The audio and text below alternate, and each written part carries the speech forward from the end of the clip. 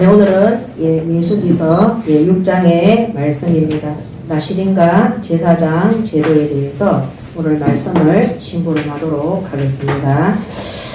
이제 2025년도도 이제 한 달이 지나고 이번 주간에는 이 첫 번째 40일에 마지막이 되는 주간입니다. 그래서 이번 주 목요일이 첫 번째 40일의 마지막 주간인데, 특별히 이번 주간에 나실인으로 또 이 시대의 만인 제사장 가운데 그리스도를 전파할 제사장으로 부르심을 입은 우리 예인교회 모든 성도들은 하나님 앞에서 첫 번째 40일 기간 동안에 어떻게 하나님의 말씀을 붙잡고 하나님이 응답하시고 인도하셨는지를 한번 확인해 보시기 바랍니다. 저도 이번 첫 번째 40일에 하나님께서 주신 응답과 은혜가 많이 있습니다.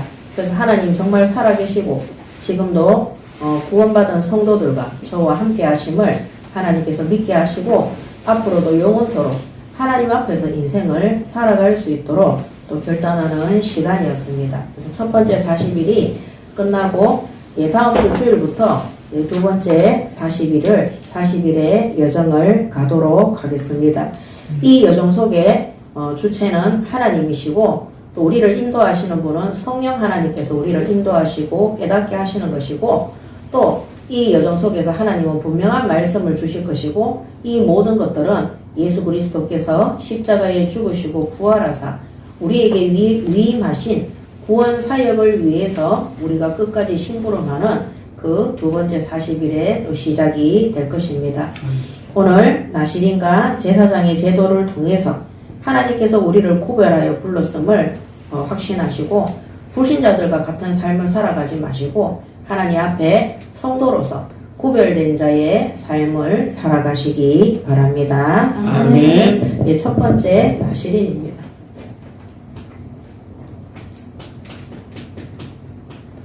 자, 이 나실인의 제도, 즉 법에 대해서 오늘 민수기 6장에 기록하고 있습니다. 첫 번째, 이 나실인의 뜻은 뭐냐? 이 뜻은 구별되다. 구별되다는 뜻입니다. 구별되다. 자, 그러면 무엇에 대해서 구별이 되느냐? 자기 자신을 하나님 앞에 구별해서 드리는 것을 말합니다. 자신을 하나님께 구별하여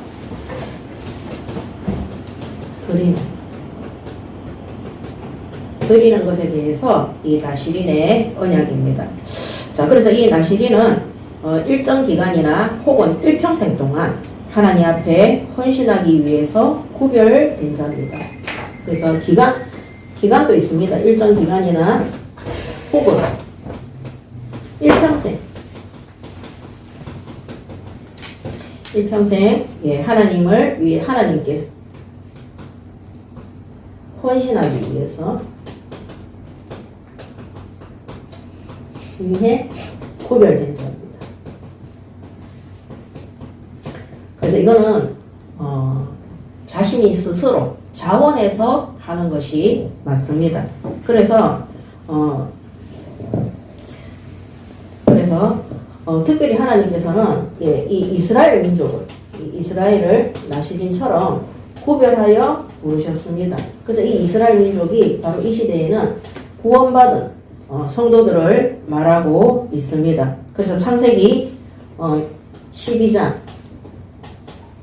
1절에서 3절에도 보면 하나님께서 아브라함을 부르사 구별하여 하나님이 주시는 언약을 가지고 후대에게 올바른 복음을 전파해서 전 세계가 아브라함으로 말미암아 복을 얻는 구원 속에 들어오는 중요한 사명을 주신 것입니다. 그래서 창세기 12장 1절에 여호와께서 아브라함에게 이르시되 너는 너희 고향과 친척과 아버지의 집을 떠나 내가 내게 보여줄 땅으로 가라. 내가 너를 구별하여 부른다는 것입니다. 그러므로 오늘 이 시대에 구원받은 성도들은 하나님께서 우상 숭배 속에, 죄악 속에 죽어있던 우리를 그 가정과 가문 속에서 구별하여 불러내신 나실인임을 믿으시기 바랍니다. 아멘. 그래서 2절에 내가 너로 큰 민족을 이루고 내게 복을 주어 내 이름을 창대하게 하리니 너는 복이 될지라. 하나님이 부르신 이유는 전 세계 현장에 이 복음 전파를 위해서 하나님이 우리에게 복을 주는 자로, 하나님 앞에 축복받는 자로 하나님이 부르셨다는 것입니다. 그리고 3절에 너를 축복하는 자에게는 내가 복을 내리고 너를 저주하는 자에게는 내가 저주하리니 땅의 모든 족속이 너로 말미암아 복을 얻을 것이니라 하신지라. 그러므로 우리가 전파하는 이 복음이 전 세계 현장에 많은 사람들에게 하나님을 만나는 참된 구원의 축복이 될 줄을 믿으시기 바랍니다. 아멘. 그래서 베드로전서 2장 9절에도 신약시대에 그러나 너희는 택하신 족속이요 왕같은 제사장들이요 거룩한 나라요 그의 소유가 된 백성이니 이는 너희를 어두운 데서 불러내어 그의 기이한 빛에 들어가게 하시니에 아름다운 덕을 선포하게 하려 하심이라. 그러므로 하나님께서 구별해서 하나님의 나라의 일을 위해서 헌신할 수 있도록 구별된 자를 나시린이라고 합니다. 그렇다면 이 이스라엘도 하나님께서 전 세계 민족 가운데 이 천국 복음을 하나님께서 보내시겠다고 약속하셨던 메시아 그리스도를 이 민족을 통해서 보내시고 전 세계의 구원 사역을 하나님이 신부로 말할 수 있도록 구별하신 민족이 바로 이스라엘입니다. 그렇다면 오늘날 이 신약시대 이후로 복음을 정확하게 알고 구원받은 성도들이 일평생 동안 교회로 하나님 나라의 일을 위해서 구별되어져서 헌신하고 쓰임받는 것이 바로 나시린입니다. 자, 그러면 이 나시린은 나시린 중에는 누가 있느냐? 나시린 중에는 스스로 한마디로 자발적 나시린이 있습니다. 그래서 사도행전 18장 18절에 보면 이제 바울이죠.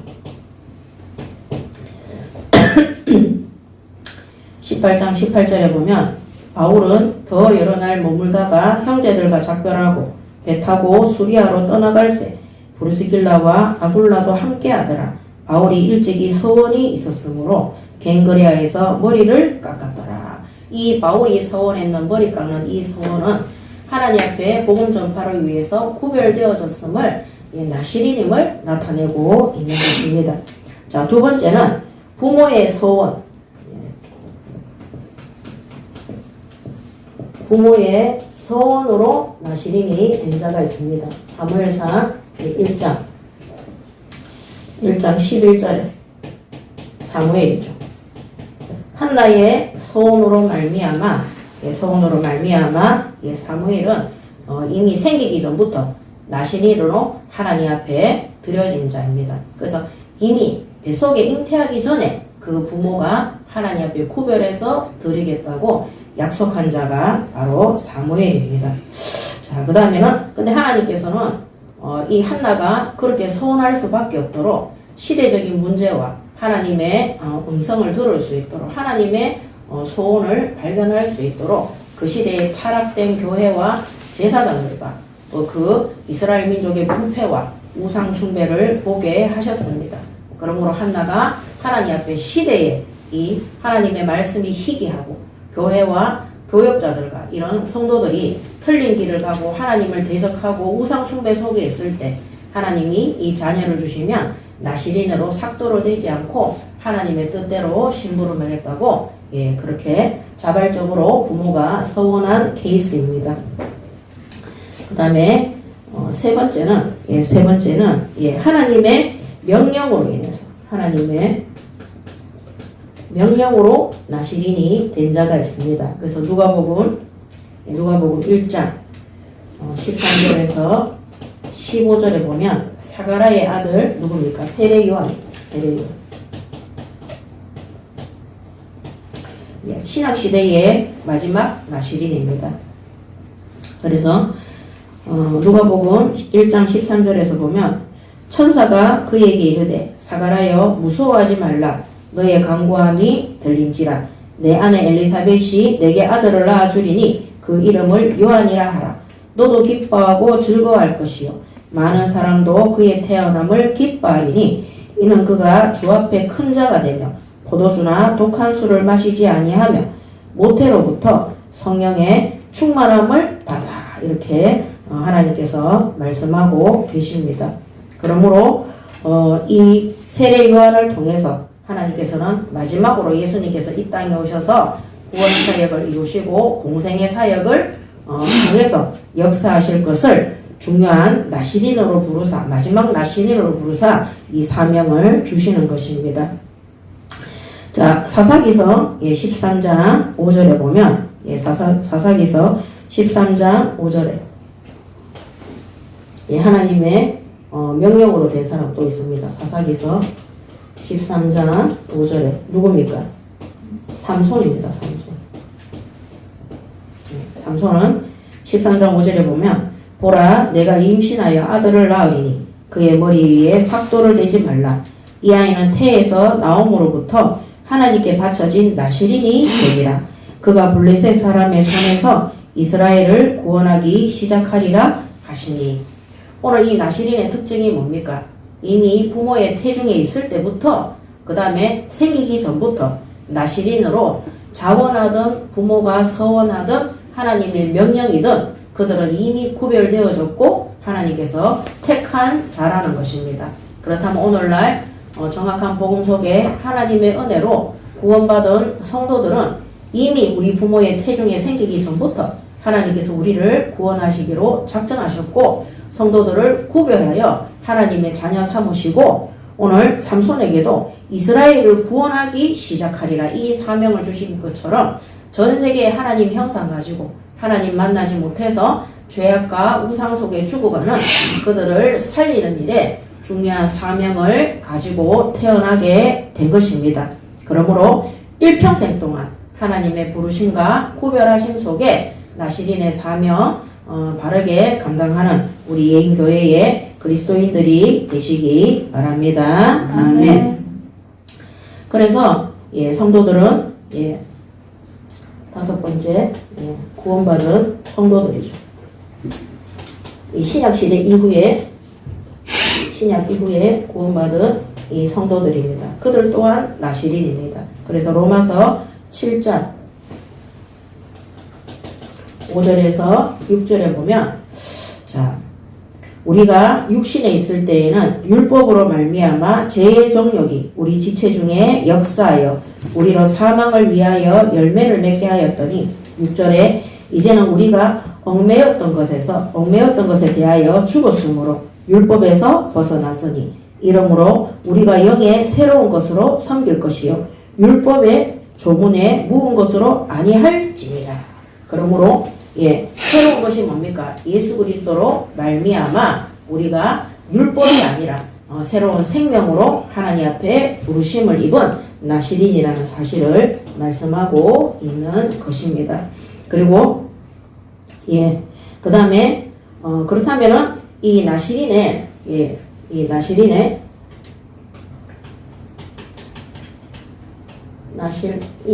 제도에 대해서 한번 보도록 하겠습니다. 자, 6장 1절에 여호와께서 모세에게 말씀하여 이르시되 이스라엘 자손에게 전하여 그들에게 이르라. 남자나 여자가 특별한 서원 곧 나시린의 서원을 하고 자기 몸을 구별하여 여호와께 드리고자 하면 3절에 보면 첫 번째 보면 포도주와 독주를 멀리하라고 되어 있습니다.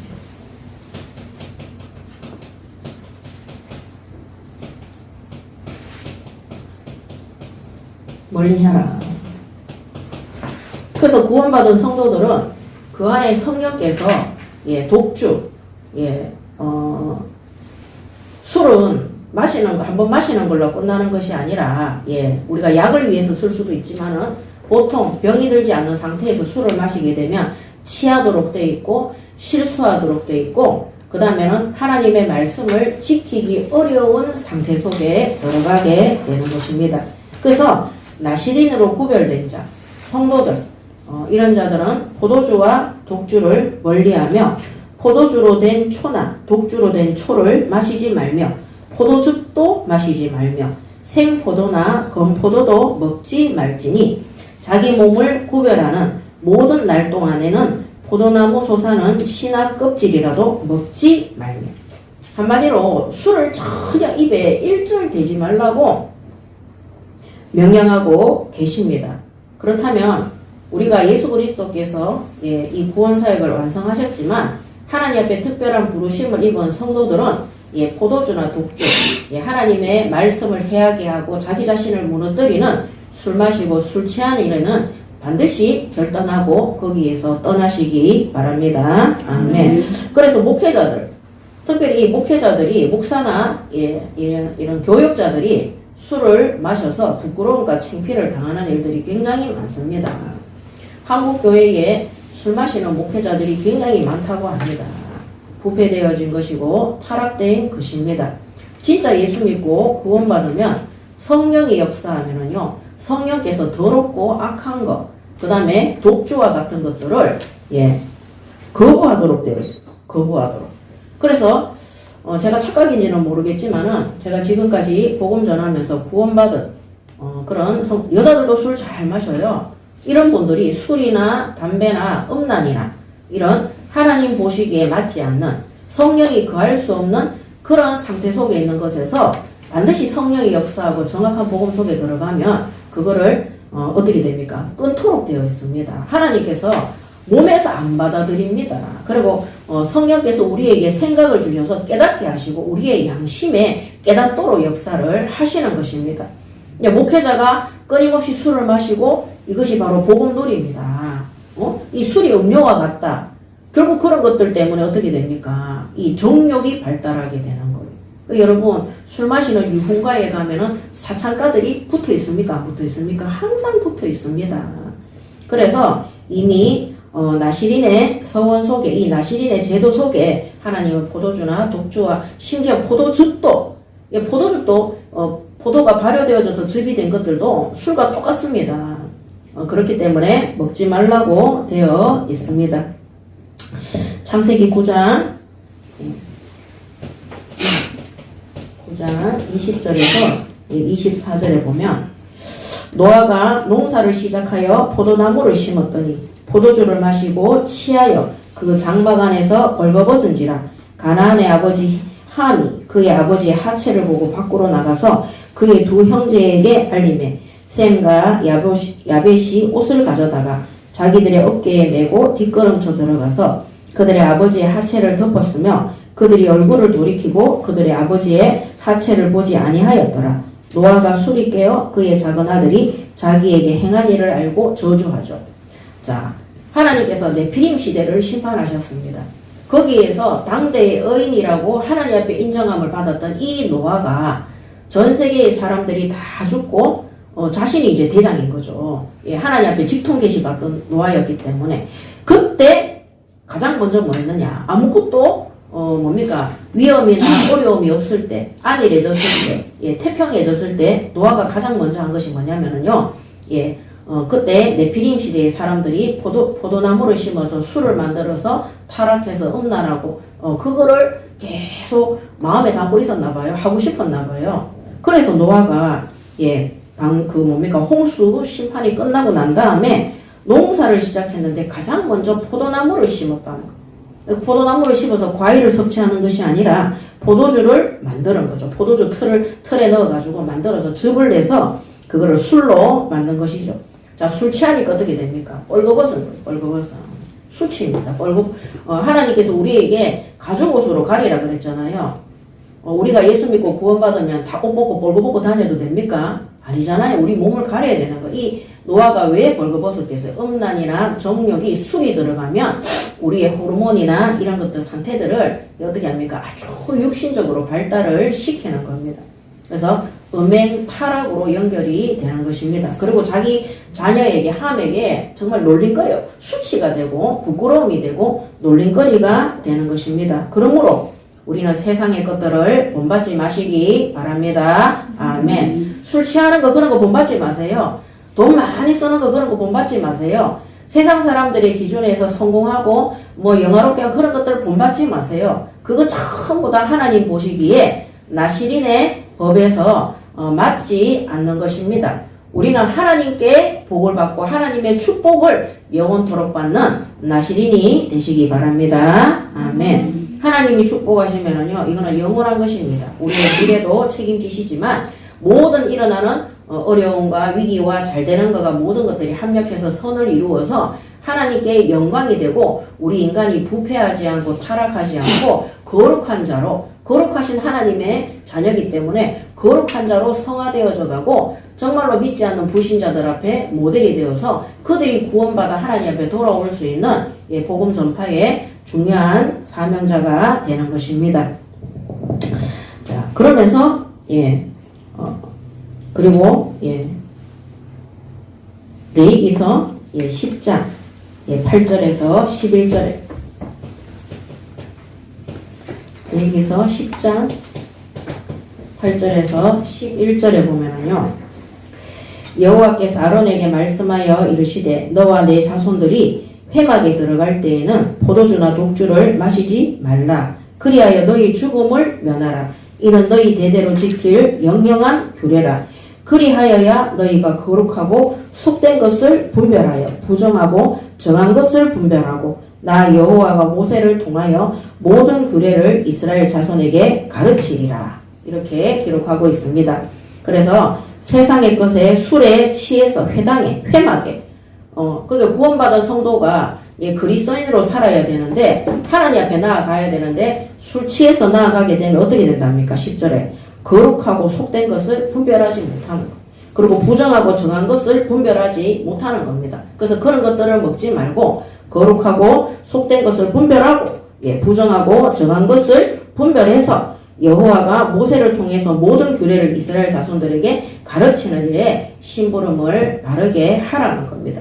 우리가 세상 기준, 육신의 기준, 불신자들이 행하고 있는 그런 모든 기준들을 가지고 교회 안에서 성도들을 바르게 양육하거나 가르칠 수 없고 후대에게 바른 언약을 전달할 수 없습니다.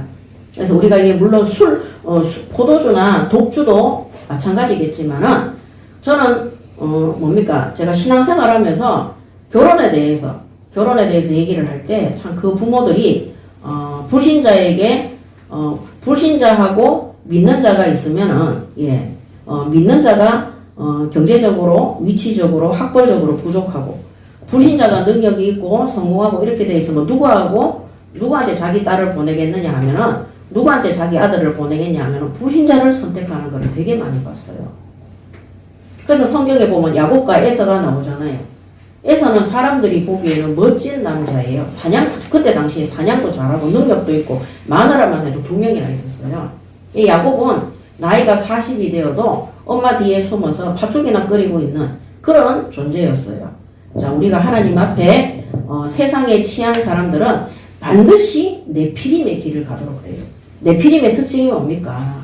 하나님의 아들들이 사람의 딸들의 아름다움을 보고 그들과 결혼함으로 어려서부터 아이들이 악함으로 하나님 앞에 생각하는 모든 것이 악해서 심판받도록 되는 것이 바로 네피림입니다.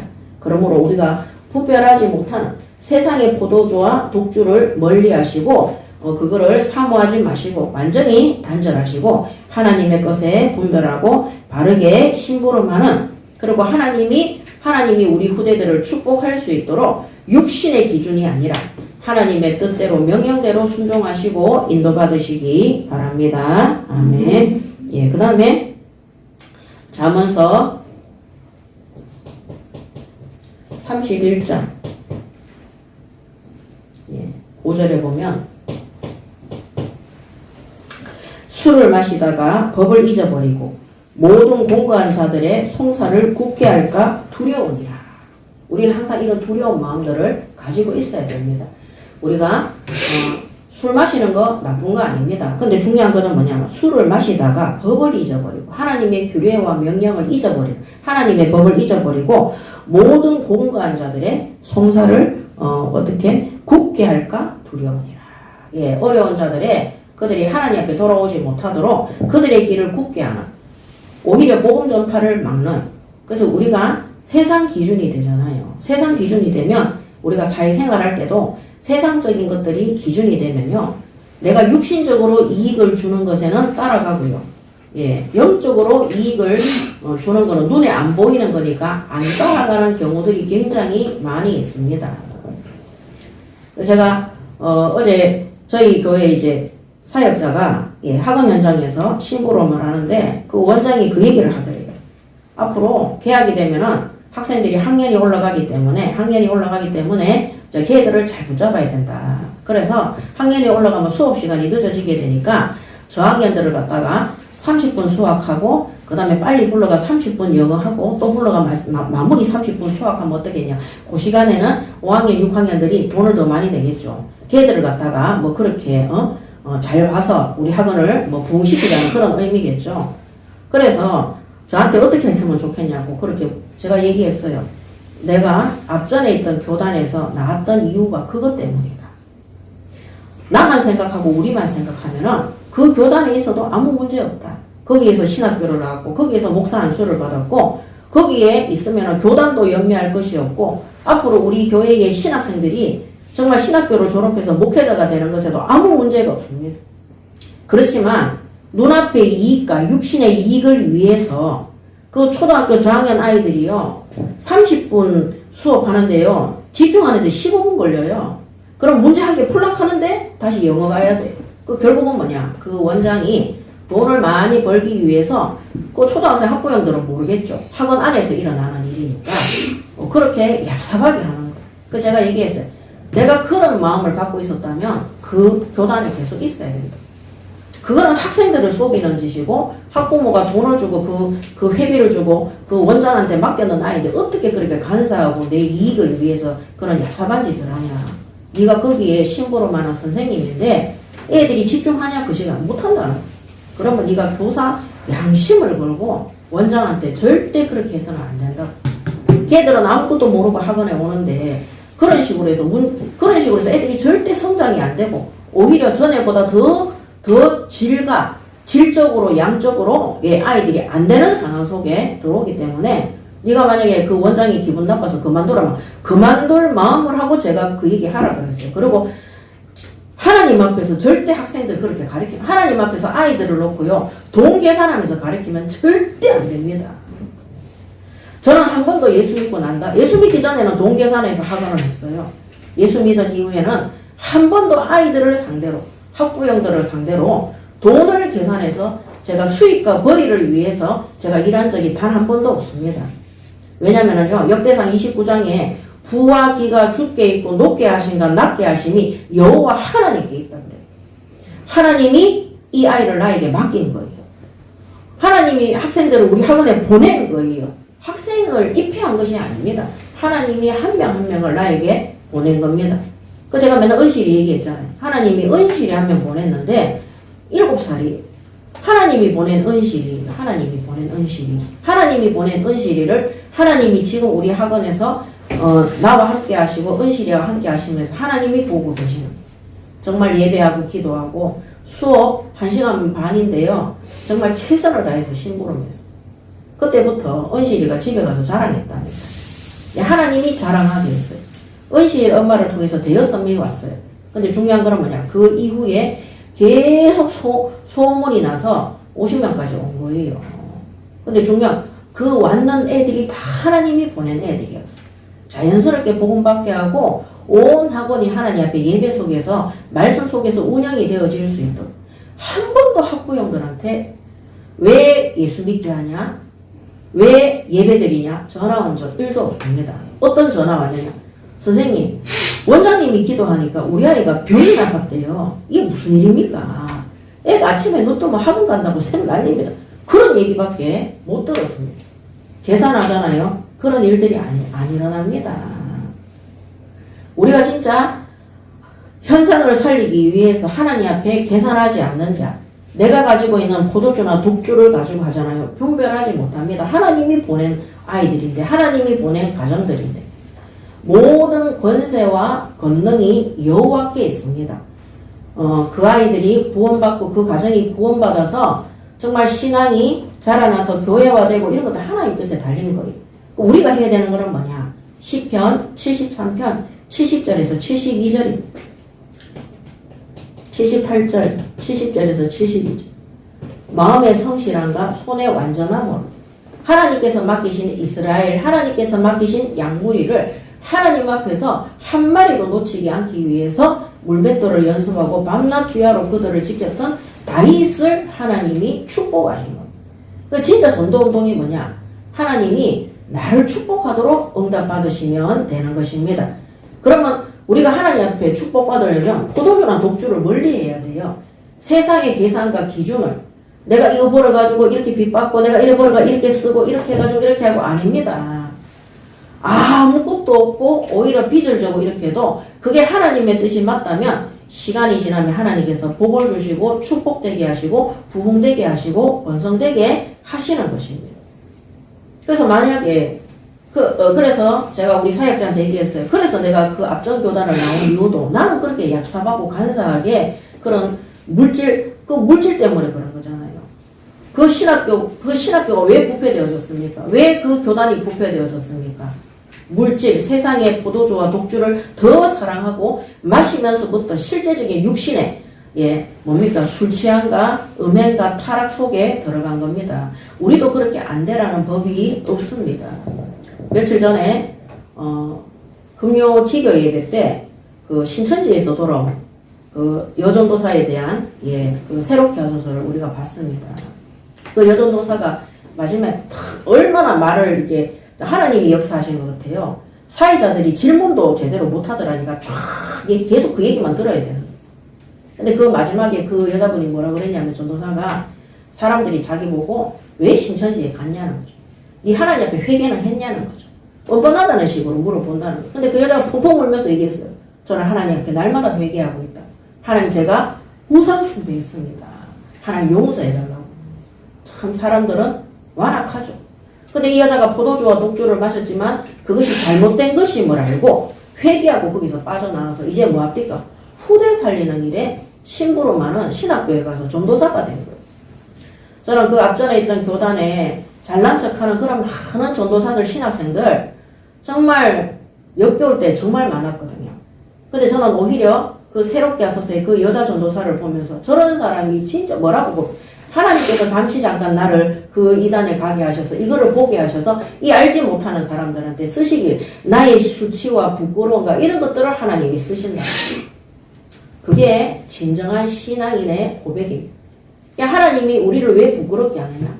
왜 우리를 어렵게 하느냐? 못 살게 하느냐? 우리를 왜 기근 속에 들어가게 하느냐? 하나님께 영광이 되고 우리의 부족함과 나의 연약함, 바울처럼 나의 약함을 자랑하는 거. 그래서 그 전도사가 했어요. 자기 약한 거 자랑한다. 제가 뭐 다른 것들도 참 많이 있었지만은요. 정말 하나님께서 귀하게 쓰시기 위해서 저는 그 여자 말이 하나님이 주시는 깨달음과 은혜라는 사실을 정말 믿어지더라니까요. 아, 내가 그 신천지에 그냥 간 것이 아니라 하나님에게 아주 똑똑하고 괜찮고 특히 그 다음에 제가 충격받았는 게 그 부모의 신앙이었어요. 다 보셨죠? 안 보신 그 부모가 절대 불신앙 안 했어요. 너 왜 이러냐? 비난도 안 했어요. 끝까지 하나님 앞에 엎드려서 기도하고 진짜 끝까지 싸우더라니까요. 집에 부도가 나고 야, 우리 집에 부도 나는데 누가 그렇게 하겠어요? 동생은 직장도 못 갈 정도로 1년 동안 다시 해야 돼. 그런데도 불구하고 이 자기 가정의 자녀가 하나님 앞에 바르게 서도록 하기 위해서 물질도 시간도 직장도 모든 것들을 버리고 하나님 앞에 그들이 섰더라니. 그러니까 그 딸이요 하나님 앞에 돌아오고 어떻게 됐어요? 그 경제적인 위기 속에 있던 것들이 다 이제 회복이 되어진 거예요.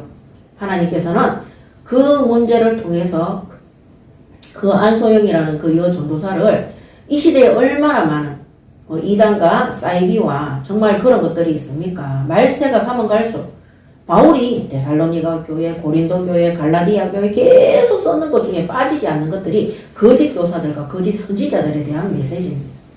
거기에 대해서 분별하라고 하나님께서 글을 쓰시게 될 것입니다. 그러므로 오늘 우리는 정말로 내가 복음 안에 있다면 포도주와 독주를 멀리 하시고 하나님이 맡겨주신 내게 맡겨주신 현장과 모든 사람들에게도 하나님 앞에서 바르게 심부름하시기 바랍니다. 아멘. 내가 돈 때문에 취업했다. 여러분 그거 우상숭배입니다. 그거. 자, 그 여자분은요. 자기가 하나님을 진실로 믿기 위해서 말씀 가운데 서기 위해서 들어갔는데도 그게 우상숭배였다고 고백했어요. 전에 김시영 기자가 그 고백했습니다. JMS에 있는 성도들은요, 불쌍하고 안타깝대요. 그들은 진짜 하나님을 만나기 위해서 갔는데 길을 잘못 간 것이고, 다락방 안에 있는 사람들은 악질이라서 괘씸하대. 왜? 알면서도 악한 일을 계속하니까. 맞습니다. 그래서 나시린이 자신의 나시린의 직분을 가지고 있다면 이 하나님의 명령에 반드시 순종하고 따라야 됩니다. 그것을 신약시대에는 예수님께서 십자가 위에서 다 이뤘기 때문에 술을 마시든 뭐를 마시든 아무것도 문제되지 않는다. 그래서 제가 신학교에 있을 때요, 신학생들이 전도 캠프 끝나고 나면은, D-Day 캠프 끝나고 나면은, 그날 저녁에 팀장, 조장들이 어딥니까? 그 근처에 배감에 술 마시러 간다. 정말 저는 속으로 미쳤다는 생각밖에 안 했습니다. 그것도 뭡니까? 마약 뮤지컬하는 그 교회에도, 예, 부교육자하고 사역자들이 마치고 나니까 어린 후대들 10대 아이들 데리고 술 마시러 가더라. 식당에 같이 갔는데 오늘 맥주 한잔 해야 되겠네. 그래서 저는 농담인 줄 알고 맞네, 한잔 해야 되겠네. 웨이터 불러가 진짜 맥주 시키더라니까. 그때 제가 지금 정말 술을 시키는 거예요? 미친 거 아니에요? 이렇게 얘기하니까 야야 우리 권사님 울겠다. 빨리 취소해라. 그래서 나중에 보니까 그 뮤지컬, 복음 전파하는 뮤지컬이잖아요. 그거 만드는 안무 감독 매일 술에 쩔려 잘해서 집사인데 나중에는요 다 마시고 다 음행하고 다 타락했어요. 여러분 하나님이 멀리 하라 하면 멀리 하시고 마시지 마시기 바랍니다. 아멘. 오늘 찾아보면 더 나오겠지만은 술을 마시다가 법을 잊어버리고 그냥 술 마시다가 세상에 취하면 하나님 말씀이고 뭐고 다 잊어버리는 거예요. 모든 공고한 자들의 송사를 굳게 할까 두려움이라고 그랬어요. 자, 그러면서 6장 4절에 6장 5절에 그 서원을 하고 구별하는 모든 날 동안은 삭도를 절대로 그의 머리에 대지 말 것이라. 자기 몸을 구별하여 여호와께 드리는 날이 차기까지 그는 거룩한즉 그의 머리털을 길게 자라게 할 것이며 자기의 몸을 구별하여 여호와께 드리는 모든 날 동안은 시체를 가까이 하지 말지니라. 그러면서 그의 부모 형제 자매가 죽은 때에라도 그로 말미암아 몸을 더럽히지 말 것이니 이는 자기의 몸을 구별하여 하나님께 드리는 표가 그의 머리에 있음이니라. 아멘. 자, 이 말은요 계속해서 나오는 말이 자기 몸을 구별한다는 것. 그리고 이런 모든 것들을 하지 말라는 이유가 무엇입니까? 하나님의 말씀에 절대적으로 복종하라는 것. 절대 복종. 하나님께 절대 복종입니다. 머리 깎으면 안 됩니까? 복종하시기 바랍니다. 아멘. 자기 몸을 형제 자매가 죽었을 때도 그 다음 모든 시체에도 가까이 하지 마라 하면 안 됩니까? 하나님의 명령에 절대 복종하시기 바랍니다. 아멘. 그 이유는 무엇입니까? 고린도전서 11장 3절에 보면 그러나 나는 너희가 알기를 원하느니 각 남자의 머리는 그리스도요 여자의 머리는 남자요 그리스도의 머리는 하나님이시라. 아멘. 고린도전서 11장 3절 말씀 그대로 하나님께서 우리의 주인 되심을 믿어야 되고 교회의 머리, 성도의 머리, 그리스도의 머리가 하나님이시라는 사실을 밝히 증거하고 계시는 것입니다. 그러므로 하나님 앞에 하나님이 하지 말라는 것, 하나님이 명령하시는 것, 모든 것에 하나님께서 우리의 주인 되시고 교회의 머리 되심을 믿으시고 절대 복종하시기 바랍니다. 아멘.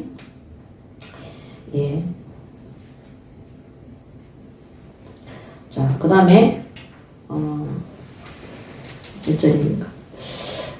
그러면서 8절에 자기의 몸을 구별하는 모든 날 동안 그는 여호와께 거룩한 자니라. 그러므로 우리가 거룩한 자이므로 하나님이 거룩하시기 때문에 우리 또한 거룩한 자이므로 거룩하신 하나님의 명령에 순종하고 준행하는 것입니다. 자, 9절부터 제사에 대해서 나옵니다. 누가 갑자기 그 곁에서 죽어서 스스로 구별한 자의 머리를 더럽히면 그의 몸을 정결하는 날에 머리를 밀 것이니 곧 7째 날에 밀 것이며 8째 날에 산비둘기 2마리나 집비둘기 새끼 2마리를 가지고 회막문에 와서 제사장에게 줄 것이요. 제사장은 그 하나를 속죄제물로 하나를 번제물로 드려서 그의 시체로 말미암아 얻은 죄를 속하고 또 그는 그날에 그의 머리를 성결하게 할 것이며 자기 몸을 구별하여 여호와께 드릴 날을 새로 정하고 1년 된 순양을 가져다가 속건제물로 드릴지니라. 자기의 몸을 구별할 때에 그의 몸을 더럽혔은즉 지나간 기간은 무효니라. 그래서 실수로 잘 몰라서 혹은 알면서 죄를 범했을 때 시체를 가까이 하거나 하나님께서 하지 말라는 일에 부정한 일에 들어갔을 때 그들은 머리를 싹 다 밀으라는 거예요. 원래는 밀어야 돼요? 안 밀어야 돼요? 안 밀어야 돼요. 밀고 그 전에 나실인의 직무를 감당했던 것은 무효가 되는 겁니다. 다시 새롭게 시작을 하도록 하는 것입니다. 자, 그 다음에 근데 하나님이 명령하시는데 그 전에 했던 것도 쳐주세요 이렇게 하면 안 됩니다. 그죠? 하나님의 말씀 그대로 순종을 해야 되는 겁니다. 왜? 죄를 지었다는 것은 이 나실인은 하나님의 일에 헌신하는 자예요. 그럼 죄를 지은 상태에서는 하나님의 일에 헌신할 수 있습니까? 없습니까? 못하는 거예요. 그래서 그 기간 동안에 죄를 지었던 거기에 대해서 이 속죄제를 먼저 드리는 겁니다. 예, 속죄제, 번제, 화목제 계속해서 나오는데 왜 반드시 속죄제가 먼저 들어가느냐? 하나님께서는 우리 인간이 원래 죄인이었음을 먼저 말씀하고 계시는 겁니다. 그러므로 우리가 항상 하나님 앞에 나아갈 때 우리가 하나님의 은혜로 구원받은 죄인이었음을 잊지 말고 날마다 거룩하고 성결하신 하나님 앞에 우리의 모든 제약된 삶을 계속해서 갱신하고 버리고 거룩한 하나님의 뜻대로 거룩한 삶을 살아가는 성도들이 되시기 바랍니다. 아멘. 자, 13절에 나실인의 법은 이러하니라. 자기의 몸을 구별한 날이 차면 그 사람을 회막문으로 데리고 갈 것이요. 그는 여호와께 헌물을 드리되 번제물로 1년 된 흠없는 순양 한 마리로 속죄제물로 1년 된 흠없는 어린 암양 한 마리와 화목제물로 흠없는 순양 한 마리야. 무교병 한강주리와 고온가루에 기름 섞은 가자들과 기름 바른 무교병 전들과 그 소제물과 전제물을 드릴 것이니 제사장은 그것들을 여호와 앞에 가져다가 속죄제와 번제를 드리고 화목제물로 순양의 무교병 한 강주리를 아울러 여호와께 소제와 전제를 드릴 것이요. 하나님 앞에 속죄제부터 번제와 화목제물로 이 나실인이 하나님 앞에 구별되어진 그 뭡니까 제사의 행위를 하는 것입니다. 18절에 자기의 몸을 구별한 나실인은 회막문에서 자기의 머리털을 밀고 그것을 화목제물 밑에 있는 불에 둘지며 자기의 몸을 구별한 나실인이 그의 머리털을 민 후에 제사장이 삶은 순양의 어깨와 강주리 가운데 무교병 하나와 무교전병 하나를 취하여 나실인의 두 손에 두고 이 나실인이 하나님 앞에 죄를 지은 것에 대해서 회개하는 속죄제와 번제와 화목 제물입니다. 20절에 여호와 앞에 요제로 흔들 것이며 이 흔드는 것을 갖다가 요제라고 합니다. 그것과 흔든 가슴과 밭들어 올린 넓적다리는 성물이라 다 제사장에게 돌릴 것이니라. 그 후에는 나실인이 포도주를 마실 수 있느니라. 이는 곧 서원한 나실인이 자기의 몸을 구별한 일로 말미암아 여호와께 헌물을 드린가 행할 법이며 이외에도 힘이 미치는 대로 하려니와 그가 서원한 대로 자기의 몸을 구별하는 법을 따라 할 것이니라. 아멘. 자, 오늘 하나님의 뜻대로 모든 속죄제와 번제와 화목제를 드리고 거기에 해당되는 순양과 어린 양과 암양과 모든 무교본과 이런 하나님이 제대로 된 예물을 드려서 심부름을 하고 그 다음에는 서원한 나실인이 여기에 보면은 힘이 미치는 대로 20 몇 절입니까? 1절에 힘이 미치는 대로 하라 그랬습니다. 그러므로 무리하게 하지 말고 자신들의 경제적인 형편에 맞추어서 하라는 겁니다. 그러므로 빚내서 헌금해라. 그 다음에는 뭐 다 해라. 이런 것들은 하나님의 뜻이 아닙니다. 그래서 전에도 제가 말씀드렸지만은 헌금하는 것도 하나님 앞에 기도회에서 응답받아서 헌금하시기 바랍니다. 아멘. 무리하게 해놓고 저한테 와서 자꾸 헌금 다시 내달라, 자꾸 돈 내달라 하시는 분들이 계시는데 그거는 정말로 잘못된 것입니다. 왜냐면은 그 헌금하고 헌신할 때 하나님 앞에서 한 겁니다. 만약에 사람 앞에 해서 예, 목사나 교육자들한테 개인적으로 돈을 줘서 그거를 뭐 물건을 사거나 집을 사도록 했다면 그거는 정말로 잘못된 것이겠죠. 헌금이라고 하면서. 그렇지만 하나님 앞에 드려진 헌금을 예, 내가 손해보거나 필요하다고 생각했을 때 자꾸 내놓으라고 그렇게 하시면 안 됩니다. 그래서 전에도 말씀드렸지만 저희 교회에서 예, 성전 어쩌고 예, 중직자들이 해놓고 나중에 다 해놓고 저한테 와서 계속 내놓으라 그랬어요. 하나님이 깔끔하게 정리해서 내주고 내보냈습니다. 하나님 앞에서 계산해야 돼. 하나님 앞에서.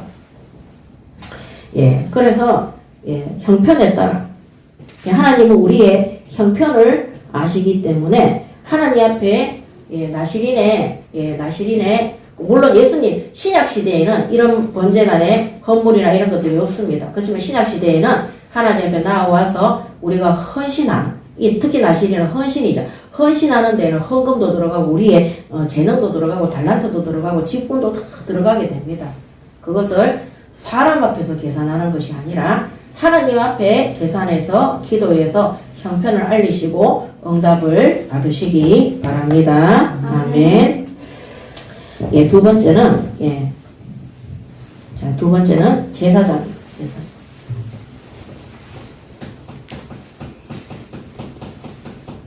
제사장의 제도죠. 예, 그래서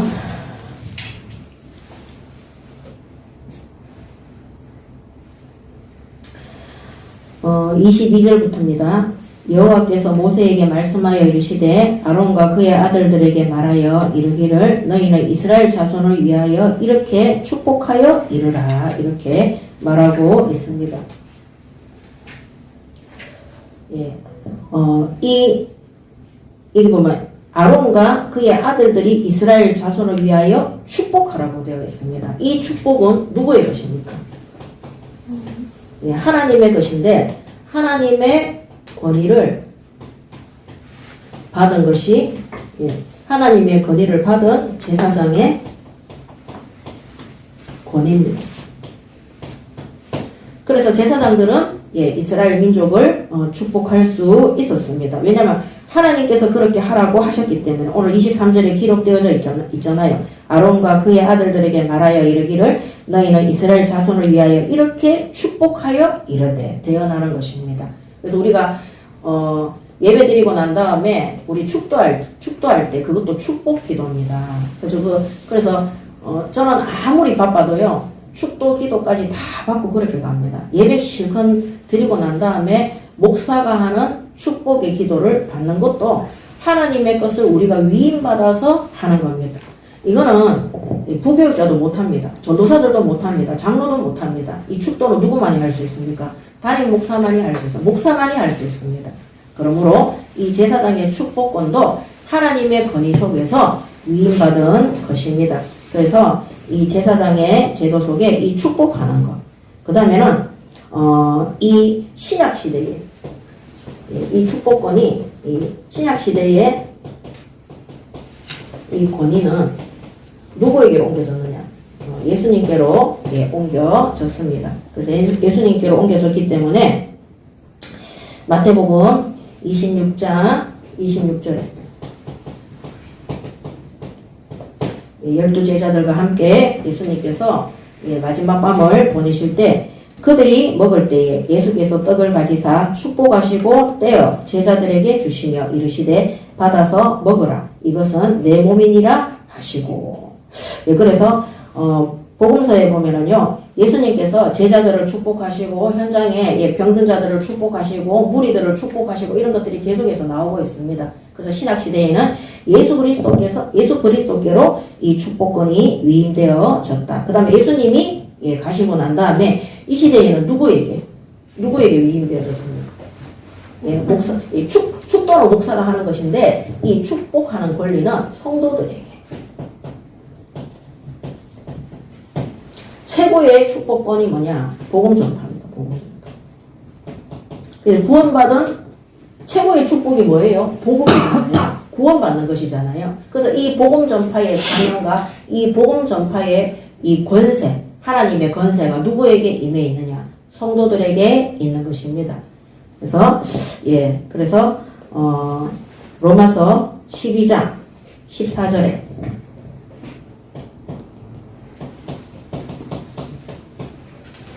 로마서 12장 14절에 너희를 박해하는 자를 축복하라. 축복하고 저주하지 말라. 아멘. 그래서 우리를 박해하는 자들 어떻게 하라고요? 축복하라 그랬어요. 그래서 그들을 위해서 뭡니까? 기도하는 것입니다.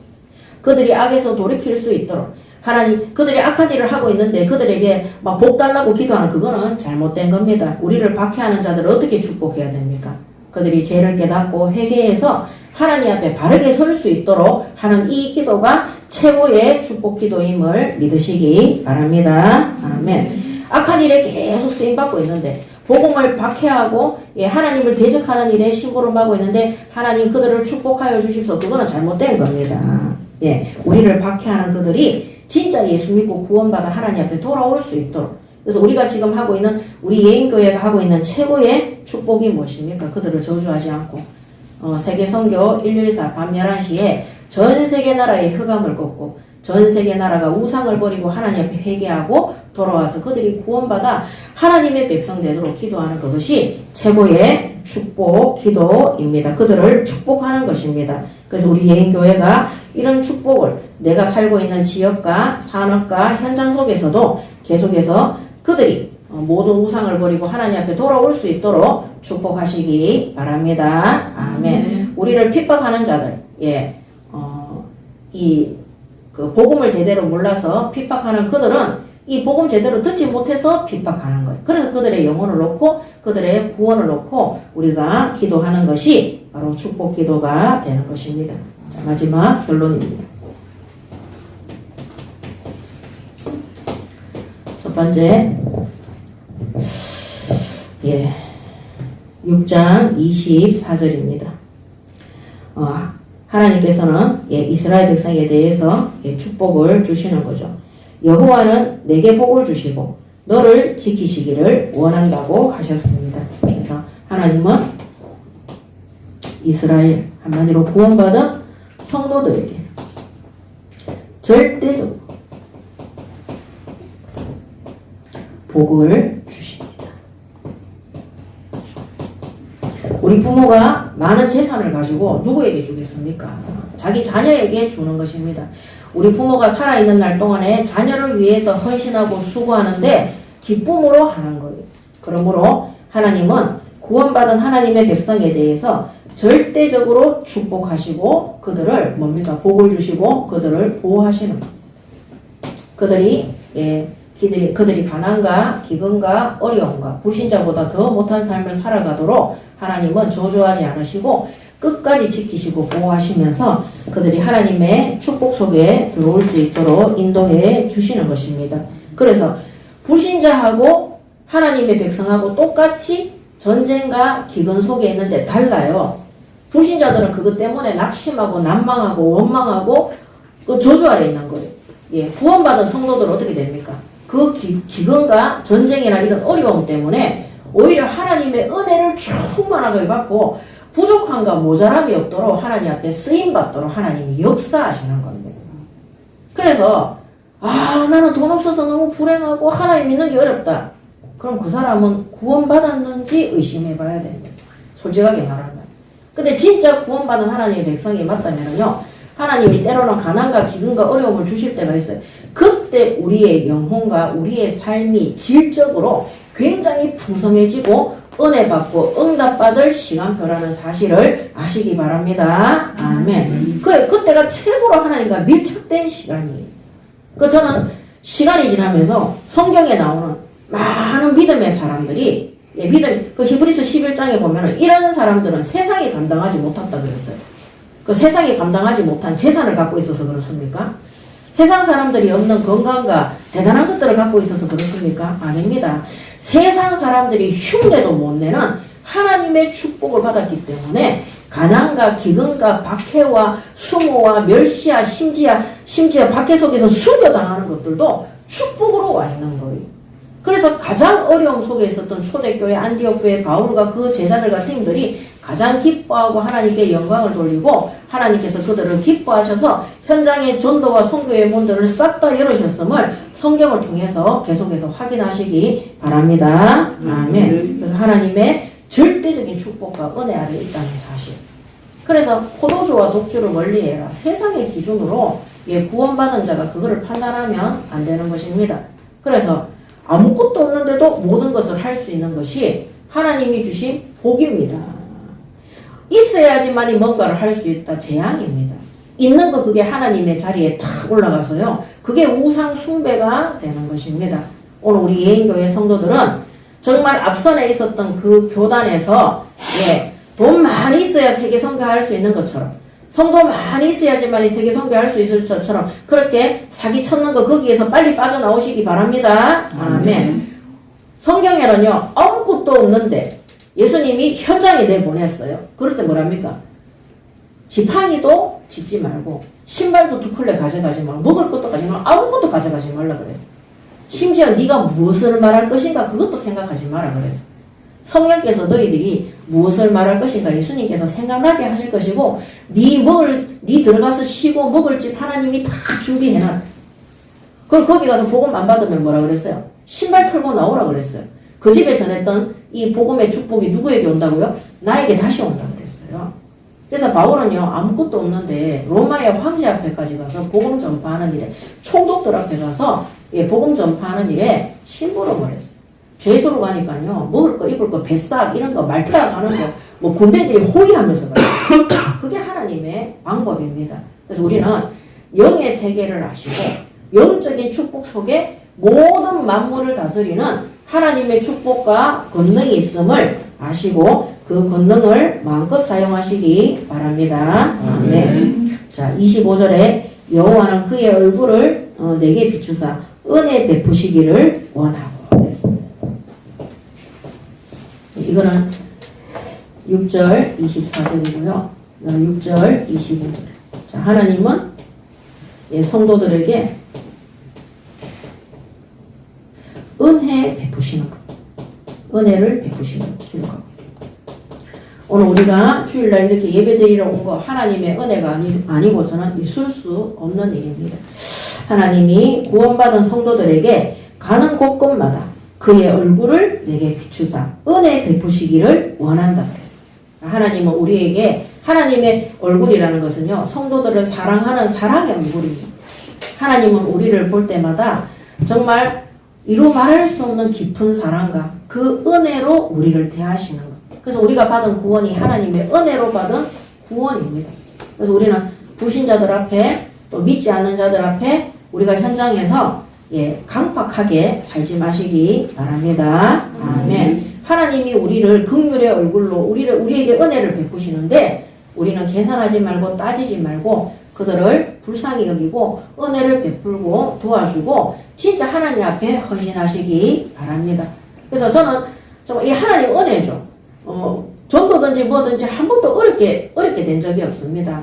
그래서 뭐 큰 거를 하겠다, 많은 사람들에게 전하겠다 이런 생각이 중요한 게 아니라 지금 내 옆에 있는 이 한 학생, 이 한 사람, 이 현장을 바르게 살릴 수 있도록 그렇게 심부름하는 것. 다윗이 목동으로 있을 때 다른 거 큰 거 바란 거 아닙니다. 하나님이 양무리에 양들을 주셨을 때 새끼 양까지 잃어버리지 않도록 그들을 지키고 그 일에 심부름을 한 것입니다.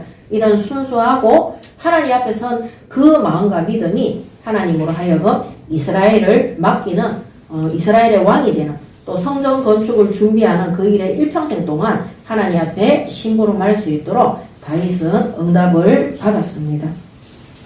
자, 하나님이 은혜 베푸심으로 그 은혜 안에 들어가시고 많은 사람들에게 은혜 베푸는 성도들이 되시기 바랍니다. 아멘. 그 다음에 26절에 보면 여호와는 그 얼굴을 내게로 향하여 반드시 맞죠? 드사 향하여 드사 평강 주시기를 원하노라 할지니라 하라. 자, 하나님은 우리에게 무엇을 주신다고요? 평강을 주시는 하나님이십니다. 내 마음이 불안하고 염려가 오고 근심 걱정에 있다. 일단은 하나님 주시는 것은 아닙니다. 그거는 흑암이겠죠. 그래서 하나님 앞에 여호와는 그 얼굴을 내게로 향하여 향하여 드사 평강 주시기를 원하노라.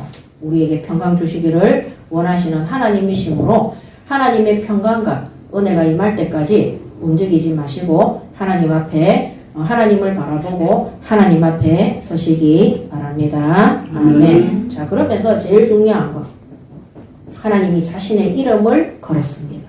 그래서 그들은 이같이 내 이름으로 이스라엘 자손에게 축복할지니 내가 그들에게 복을 주리라. 오늘 6장 27절에 하나님이 내 이름으로 그들에게 복을 준다 그랬어요. 이름을 건다. 예, 우리가 하찮은 사람이 이름을 걸어봐야 아무 소용이 없습니다. 그죠? 근데 우리가 대통령이 아니면은 지도자가 아니면 특별한 회사에 뭐 삼성에 돌아가셨지만 이건희 씨가 내 이름을 걸고 내가 너희들한테 이렇게 복을 주겠다 이랬을 때 우리가 믿을 수 있잖아요. 근데 만유의 주가 되시는 하나님께서 자신의 이름 뭡니까? 여호와 스스로 있는 자라 그래서 여호와 그 이름을 거시고 우리를 축복하실 것을 약속하셨습니다. 그래서 하나님의 이 여호와 하나님의 이름을 거시고 우리를 축복하실 것을 약속하셨습니다. 그러므로 오늘 하나님이 나시린의 제도와 이 제사장들에게 주신 이 축복권을 통해서 이 제도와 축복을 통해서 하나님 주시는 이 진리의 복음과 하나님의 축복을 마음껏 받아 누리시고 현장에 성령께서 역사하사 되어지는 전도에 바르게 끝까지 심부름하는 우리 예인교회의 모든 성도들과 우리 후대들과 우리 중직자들과 교역자들이 되시기 바랍니다. 아멘. 기도하겠습니다. 하나님 은혜를 감사합니다. 오늘 이 시대에 나시린으로 제사장으로 부르심을 입은 우리 예인교회 모든 성도들에게 하나님의 이름으로 축복하여 주시고 날마다 하나님의 뜻대로 말씀 그대로 순종하며 하나님 나라 임하는 하나님 나라가 임해서 하나님 나라의 일이 날마다 이루어지는 일에 끝까지 바르게 심부름하는 우리 예인교회의 모든 성도들이 될 수 있도록 끝까지 인도하시고 축복하여 주시옵소서. 감사드리며 우리 주 예수 그리스도 이름으로 기도드립니다. 아멘.